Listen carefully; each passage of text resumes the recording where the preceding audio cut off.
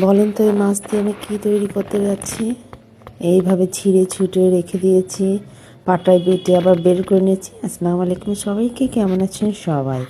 এটা নিশ্চয়ই মাছটাকে সবাই চিনতে পেরেছেন, ফলি মাছ। ফলি মাছের কোপ্তা কে কে খেয়েছেন অবশ্যই জানাবেন। ফলি মাছটাকে আমরা প্রথমে মাথা আর লেজটাকে আলাদা করেছি, মাঝখান থেকে শিলপাটায় থিতু করে নিয়ে মাংসগুলো বের করে নিয়েছি। পরে সব ময় মশলা দিয়ে পাটায় আবার সুন্দর করে বেটে নিয়েছি।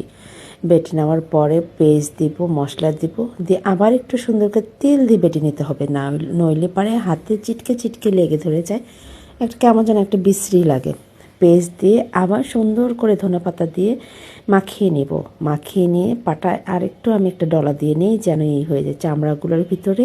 এখন সুন্দর করে মেখে নেওয়া সবগুলো মাংস আমি এখন ভরবো, একটা একটা করে ভরবো। এক হাতে ক্যামেরা ধরেছি, এক হাতে ভিডিও করছি। তিনটার ভিতরে ভরা হয়ে গেছে। এটাকে আমি সুন্দর করে মৃদু আছে ভেজে নেব। ভেজে নেওয়ার পরে উঠিয়ে নিব। উঠিয়ে নিয়ে কেটে আবার একটু ভেজিয়ে নিতে হয়। কেমন হয়েছে অবশ্যই জানাবেন সবাই আমাকে। ধন্যবাদ সবাইকে।